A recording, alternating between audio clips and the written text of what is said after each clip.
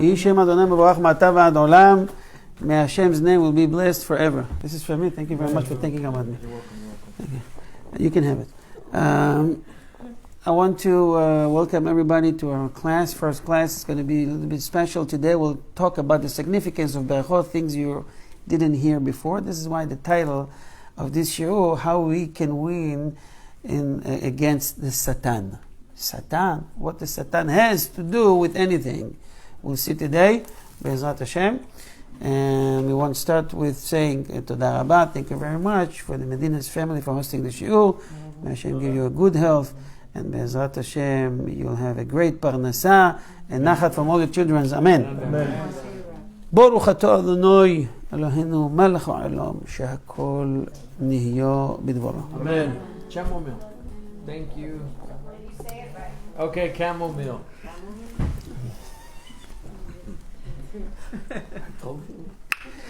Blessings. Oh, You know that already, but I'm going to repeat something that most of you already know. But this is something that has to be said. Everybody knows that before he eats, he must say beracha. Before and after. So if he wants to say beracha, what's the big deal? The Holy Zohar in Parashat Ekev states that when someone recites a blessing, he causes bounty to come to the entire world from heavenly source. You saying beracha, a lot of blessing comes down to earth from heaven. Meaning, who is responsible for bringing such goodies? yes. You. That's a good start already. It is very important to place all one's concentration and emotion into the blessings he recites, so that the universe will receive its maximum blessing. When this bounty arrives, the first portion is given to the person who recited the blessing that caused it to come. Excuse me. At that time, the heavenly host declares, this is a gift that this person has sent to the blessed Holy One. Whoever thought in his life that he can give any gift to God, to Hashem? If I tell you now, you know what? It's free and you can give a gift right now to Hashem. Would you give it? You give to Hashem. You give a gift to your wife, to your daughter, to your son, to your friend. You want to give gift to Hashem? Yes. You want to give gift to Hashem? Yes. How we can do it? Say thank you to Hashem. Thank you, blessing. You're all saying the right things. But it depends on how you say it. Sometimes From all your heart. from all your heart, emotions, we already said that. We said that it's important to place one's concentration and emotions into the blessings he recites, right? Most people that I know don't know how to say beracha. And I've tested many times, even in this class, Hebrew speakers, you name it, even scholars that were sitting from yeshiva, and I proved to them that they never said one beracha in their life correctly. You'd be surprised, right? You said scholars. Remember what we talked about, the Motzi Lechem Min Haaretz, the example? Or Shema Israel. I show many people that they never said Shema Israel correctly. All their life, 70 years they lived, they never said Shema Israel correctly. Wow. Shema, it's not Shema, it's Shema. It's Shema with I, not Shema. Shema, it's not Hey or Aleph at the end. Most people say Shema Israel. Shema? Shema, by the way, is maybe. How do you need to say? Shema, the Ayin comes from here. Shema Yisrael. As special, simple bracha, Baruch atah Hashem Elokim Haolam, shehakol nihya bidvaro. They don't say it correctly. Shakol. Where is the hey? Shehakol, not shakol. Niya. Many people says niya. Shakol niya.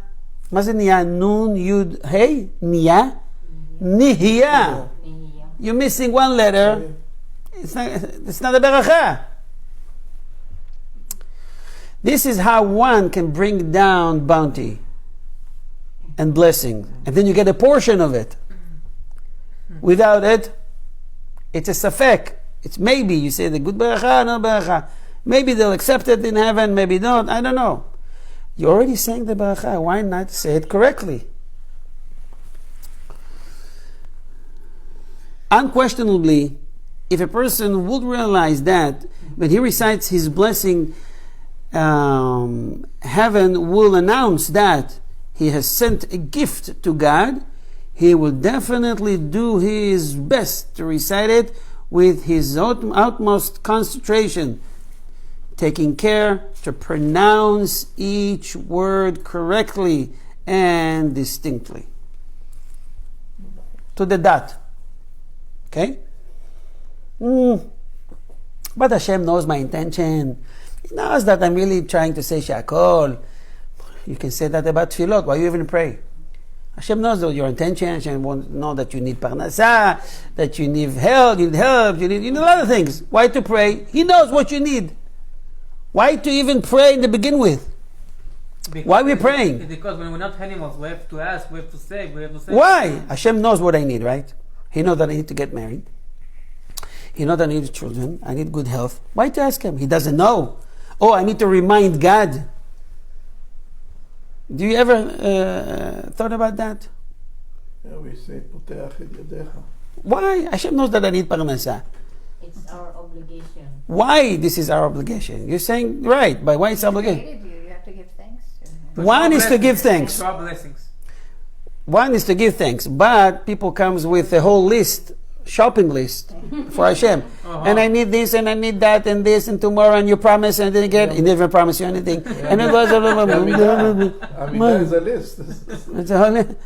What do you do? And then Hashem comes, okay, let me open my list. Okay, open my list. Let's see, did you do everything that he said? We're going to lose. The other reason is because the prayer is mainly for us to recognize, to understand who is the source of all the good. It's not the friend, it's not the boss that gave me. These guys are only tzinorot, just a pipe. Hashem can open a pipe from a different way, don't worry about it. Pray to Hashem that He will open good sources for you. So you will always remember who gives you life, who gives you parnasah, who gives you health, who gives you everything. So the tefillah and the barachot, it's one, to give thanks to Hashem and appreciation. Second is to recognize who is the giver. So far so good? We clear on that? Yes. Questions? So even if a person doesn't or doubts that there's a creator, just by giving a beracha, regardless, he's admitting that there's a creator. Correct. Otherwise, to whom he's praying to? Right. To saying the beracha. Okay.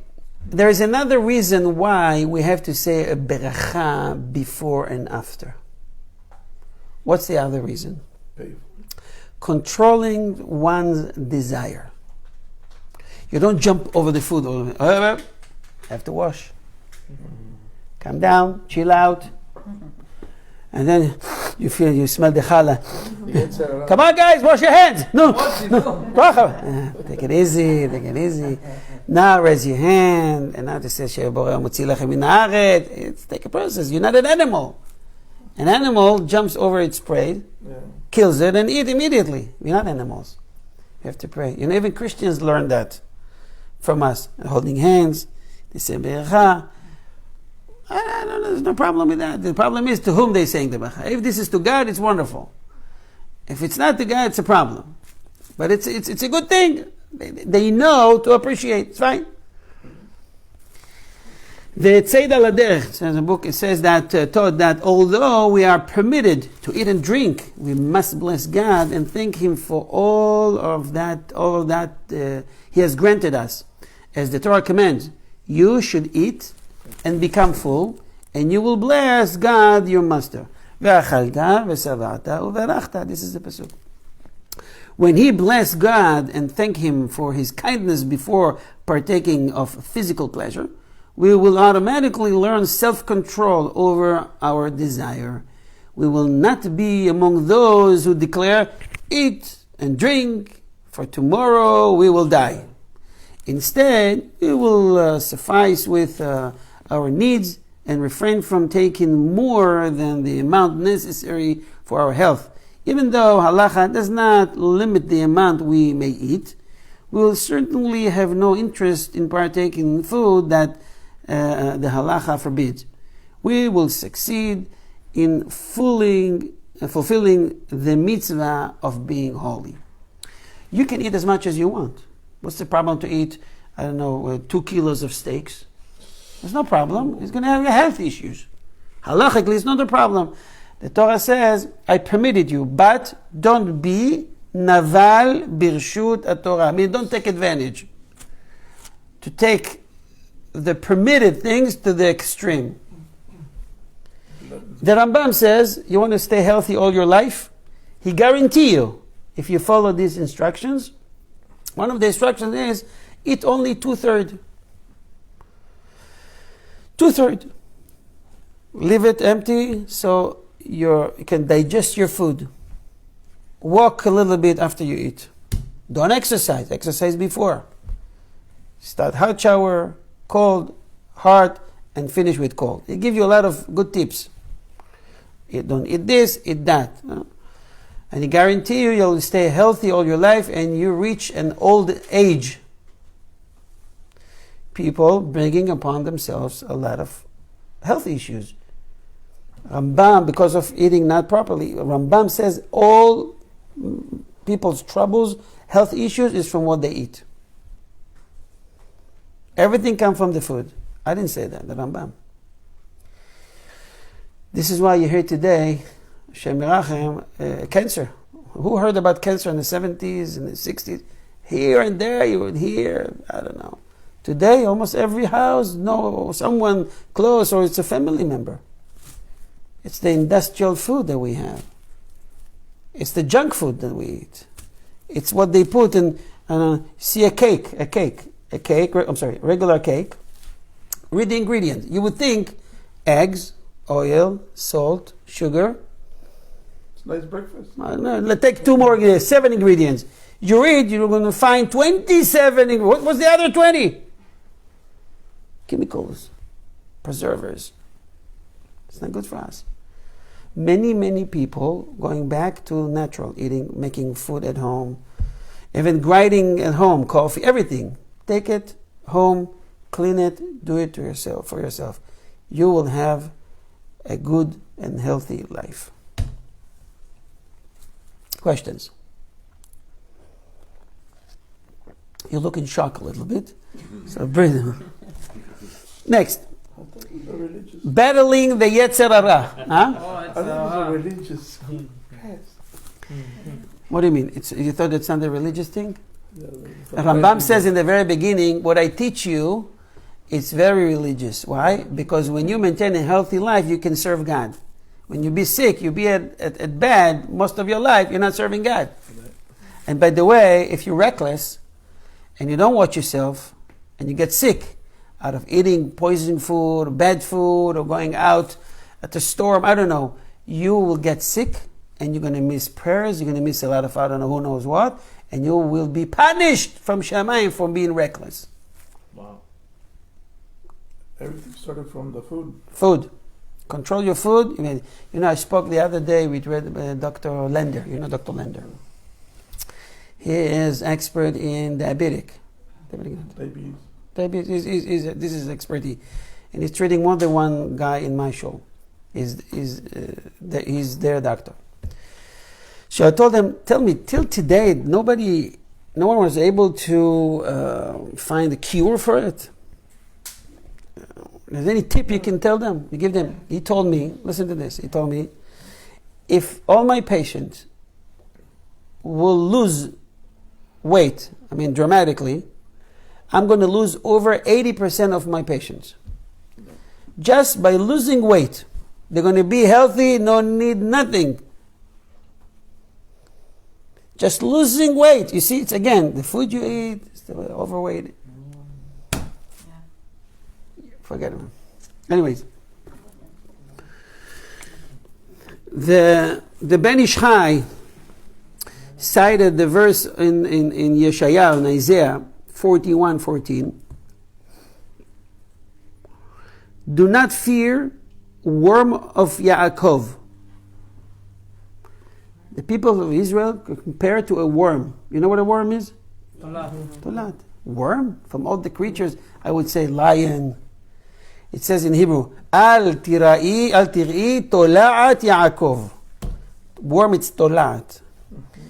So, what does that mean? The prophet compared the people of Israel to a worm? What does that mean? And explain that. Our sages taught that the nation of Israel is compared to a worm. There's something, there's a message behind it. The mouth. A worm is a weak creature, but using its mouth, it's able to penetrate the hardest substances. You can see a tree trunk, and it can drill all the way to the other side. With its mouth. Of course, it's metaphorically, the comparison, right? Likewise, Israel, a weak nation, but using its mouth, it can achieve the greatest accomplishments. We affect the world immeasurably through our Torah study and through eating and drinking in the proper manner. Our prayers also depend on our mouth. In recognition of this power, the prophet called our nation the worm of Yaakov. Again, we're discussing the power of speech. What comes out of our mouth. People are so careful. I'm going to do this is a fleishik, this is milchik, this is 6 hours, this is badatz from this, no, this is a satmer, no, I'm going to eat this is not shchita good to me. It's all good. What about the garbage that comes out of your mouth, the lashon hara, the gossips? It's even worse than eating the pork. I'm going to say it again. Lashon hara is worse than eating steak of pork. You can quote me. Mm-hmm. Our mouth is a weapon with which we battle the forces of evil. In particular, the act of eating and drinking properly is the number one strategy for vanquishing them, to beat them, right? As explained below in the preface of Shimon 170, because of this, the Satan, so we beat the Satan. The Satan does its best to bring us to sin through our eating, thus weakening us at our most vital point. To help reinforce us, our sages institute the mitzvah of reciting blessing before and after eating and drinking. This is how you eliminate Satan. Say beracha properly before, and that's it. He's out of the equation. Through reciting the blessing properly, we can be assured of victory in these all-important battle. Doing what? It's free. Doesn't cost us anything. Bracha is free. Am I right or wrong? Right. So from now on, Bezrat Hashem will be focusing on saying the berachot properly. I'm sure everybody here is doing berachot. I have to say it properly. And if you're not sure what bracha to say over food, study it, research. Today you check, Rabbi Google will give you the answer immediately. There's no problem. Awake 24/7. 24/7. In light of this, we can understand why our sages taught that if someone mistreats the mitzvah of reciting the blessing, he causes himself great damage. He causes the Satan to take control of him. If a person train himself to recite his blessing properly, he will gain control over the Satan and raise his soul's level to a great health. How you beat the Satan? Bracha for free. Bracha before and after. Today I came from another class in the shul. And the guy asked me, Birkat Hamazon, it's take too long. I'm finishing the food. And I say, Hashem, Todah Rabbah, I love you. I said with all my heart. That's it. It's good, but I say, well, no, why are you not saying the whole bracha? Hey, no, I don't have much time. I have to go to work. I have to do this. I'm telling you, that was like 30 minutes ago. So I told him, wow. So he's spending a whole hour eating. You have time. But say thank you to Hashem, you don't have even 1 minute. 3 minutes. Birkat Hamazon known as one of the biggest blessings. Yeah, against It's from the Torah. glory, the Lamb it's all right though. Thus, it is doubly important to be fluent in the halachot of blessings, to avoid reciting the blessing in vain, or to err in their text. If he succeeds, he will bring goodness to himself and to the entire world. It's a great responsibility. What's our conclusion so far? Learn the proper bracha. This is easy. You go to many people, religious houses, you ask someone 6 years old, they know the bracha. Give him a candy, they know. Give him cake, they know. Drink, they know. Why? They practice it. If you just study it, that's not good enough. You have to practice it. The more you say brachot, you'll know it. It's going to come naturally. You won't. Sometimes it happens to me that I almost said the bracha twice. Automatically, sometimes I'm working on something and I say She'akol Niyam B'dvaro, and then I'm about again to say She'akol Niyam B'dvaro, because my brain works that if I leave something to put in my mind, I have to say bracha. So if I'm not focusing, I almost can say bracha twice. And it's for many other people like this. You don't put anything in your mouth before you're saying a bracha. Okay? Any questions? Okay. We learned that eating without a blessing is a theft. Shamatem? If someone eats without saying a blessing, he is stealing. Robbing whom? I just bought it at Tam Tam, some of it on Sam's Club. I paid for my best money, I paid with credit card. I didn't steal anything. Who I steal from whom? Hashem. From Hashem. The Talmud in the Tractate Berachot 35a teaches that it is forbidden to take pleasure from this world without reciting a blessing.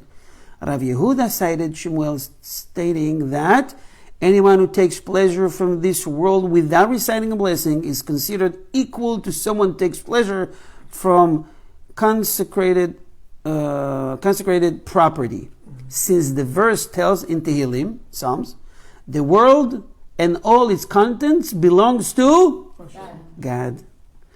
Rabbi Levi showed that two verses contradict one another. One verse says, the world and all its contents belongs to God. This is Psalms 24:1. But then he brings Psalm, same book, 115:16, another verse that states, He gave the world to mortal man. V'haaretz natan livnei adam. So hold on. Hashem, the whole world is you, or you gave us this planet Earth? What's going on? One verse says, Hashem, the universe belongs to God. But then another verse says that planet Earth belongs to us. So it's mine or it's yours. You understand the contradiction? And the same book. Obviously it's not contradicted, so right. And then he explained, and then he reconciled the two verses, explaining that the first one applies as long, when Hashem has the universe, Hashem is the master, as long as a person has not recited the blessing. Whereas the second verse applies after a person recites blessings. When it's ours, when it's yours, when you said the blessing, then you acquired it. Yeah. Just paying for it, it's a half job. When it's complete, when you add beracha to it, now it's yours. Hashem says, now you're permitted. Make sense? It's only, in everything we do, there's two parts. There's the physical and the spiritual. Buying, preparing, making, it's the physical. Saying beracha would be the spiritual. Now it's complete. If you did only one, it's not good enough. Only spiritual is not good enough. In Judaism, we are always teaching the physical life and the spiritual life are combined. Our body, there is a body, physical body, and there is the neshama, combined. In some cultures, it's only the physical. For example, Christianity. There's no spirituality. You want to do kindness, you do. You don't have to. You want to give. It's no problem. No laws. And in India, I don't know. I'm just saying India. I'm not sure if it's only India. Some hold that's only spirituality. Especially in Asia, it's only spiritual. No, it's always the combination between the physical and the spiritual together. Even a scholar that always sit and study Torah, the Torah says this is not good. You have to get out of your chair and do kindness, physical kindness. You have to put tefillin. You have to pray. You have to say, so forth and so on. Okay, so it's the combination of the two. I think I will conclude with one more part: the obligation to study the halachot of berachot.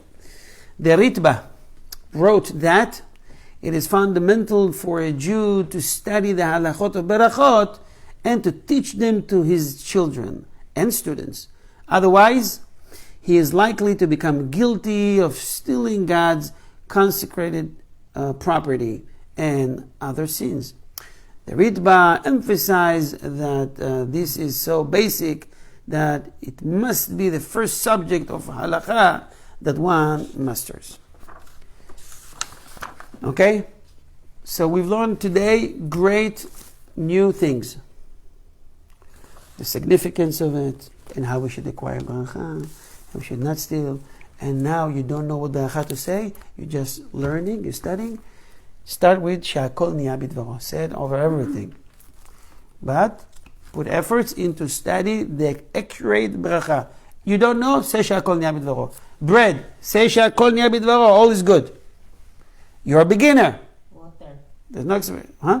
For water, shakol. Water Sha'akol. All type of food you can say Sha'akol. Everything. Even on Kiddush. When you say Kiddush, Sha'akol Niya Bidvaro. Because you don't know. You're a beginner. I'm not saying you, but a beginner doesn't know. So we teach him first bracha, shakol, everything is including in this bracha. Now you study. So don't prevent yourself from saying bracha, saying, I don't know. Say this bracha. Now learn. Shakol nihiya bidvaro. Say it correctly. Lo niya nihiya. When you practice on that, saying correctly, a few times, it's going to be automatic. You don't have to think about it. Okay, so at the beginning, learn to say it properly. And that's it. If you have any questions, you can always shoot a question in the group or privately. There's no problem. Questions? Not a question, more like Comment. comment. Yeah. It's like my husband asked me to open a safe. I missed a number and I couldn't open it, so I had to start over again. So I was like, "This is so annoying. Give me just the one that you punch a number because Right. it goes like that. You have to be very specific. I have to be specific, otherwise. Yeah. Otherwise, you won't open." I mean, exactly. You're right. This is a good example. You have to be accurate, and Hashem sees that we are making efforts. Now we become a vessel, open vessel, to get the beracha from Him. But if we don't make efforts, Hashem, thank you very much, I love you, and you leave, this is good. You will get a reward for that, for praising Hashem, it's fine. But you're also going to be punished for not saying Birkat HaMazon. Okay? Yeah, Create a plea. you can binge watch a Netflix show and you can't say it properly. Right. There's no excuse.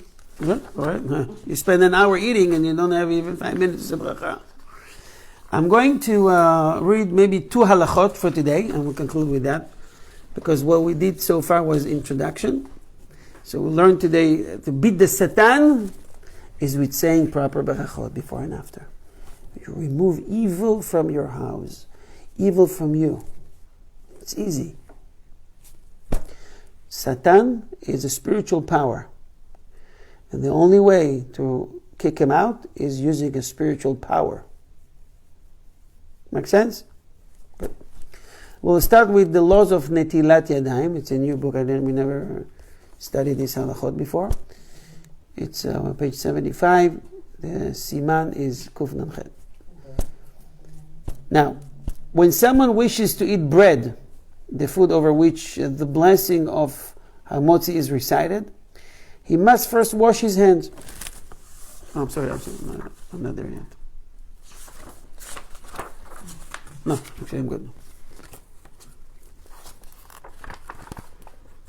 Yeah. Okay.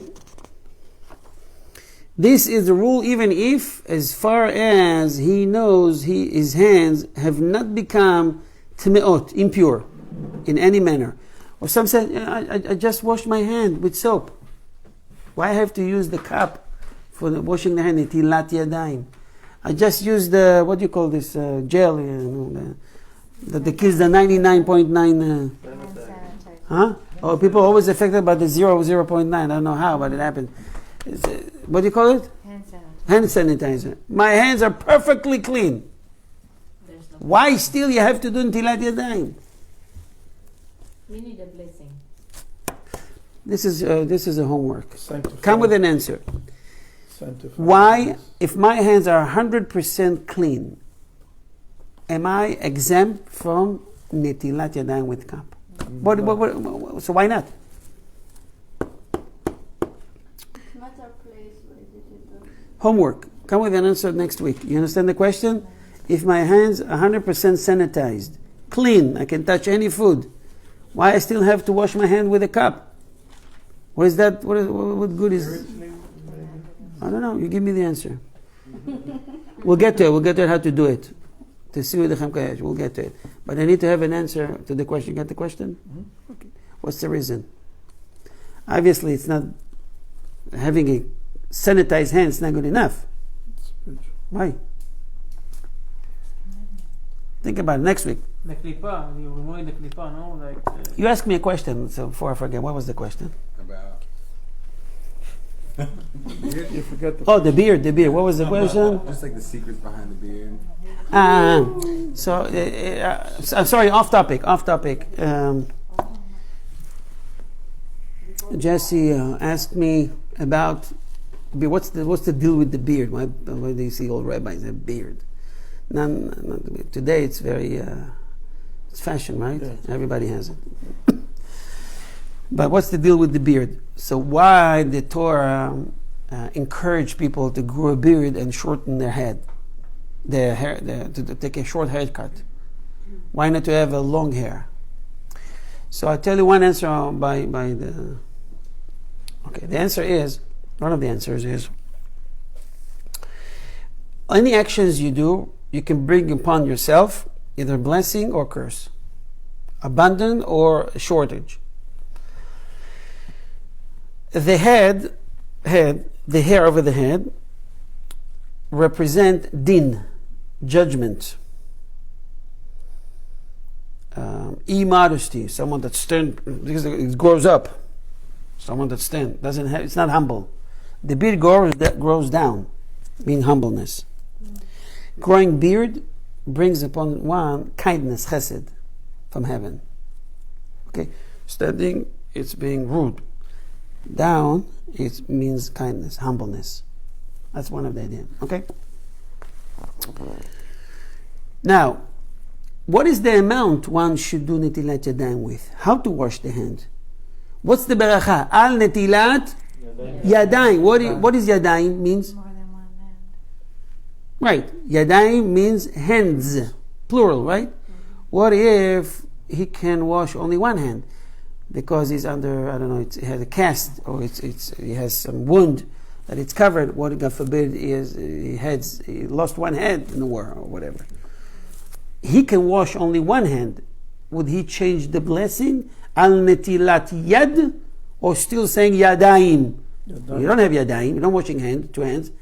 One hand is covered with cast and gevis, right? Can you change the blessing?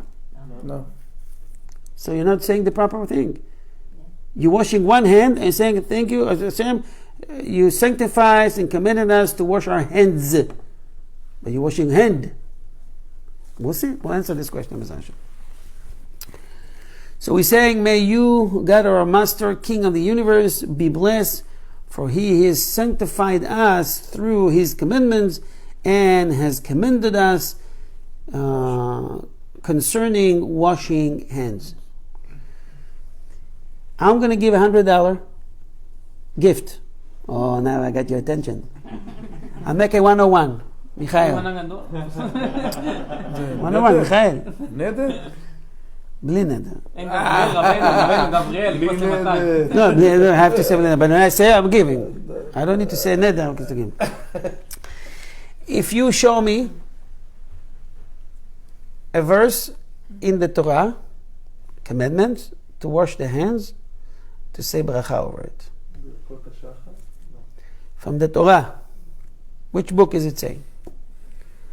What are we saying? לוי. Hashem, you commanded us. Baruch atah Hashem Elokeinu asher kideshanu b'mitzvotah. You commanded us.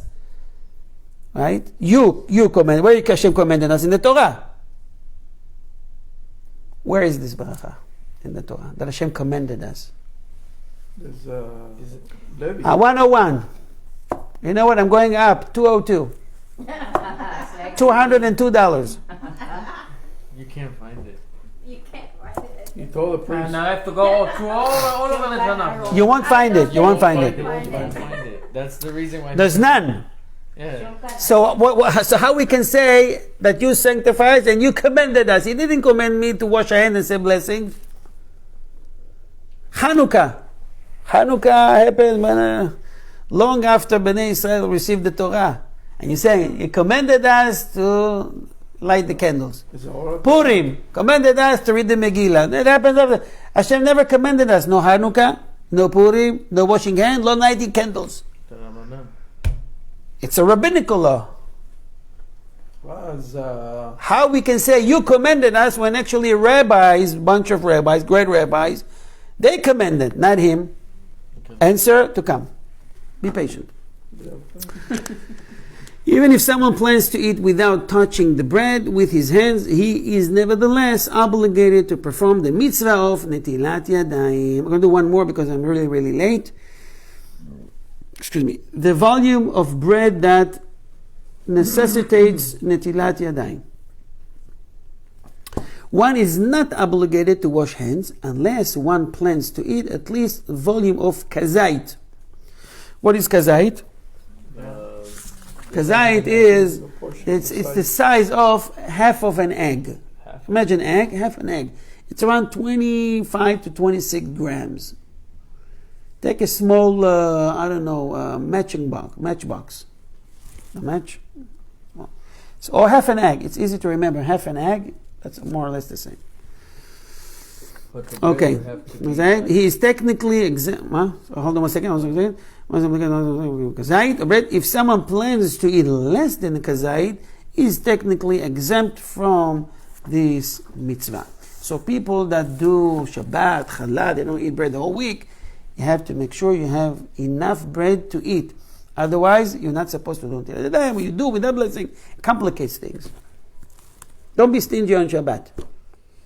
Eat a portion that is required. Take the size of one egg. It's no big deal to eat that. Okay? Even if you're under diet, don't worry about it.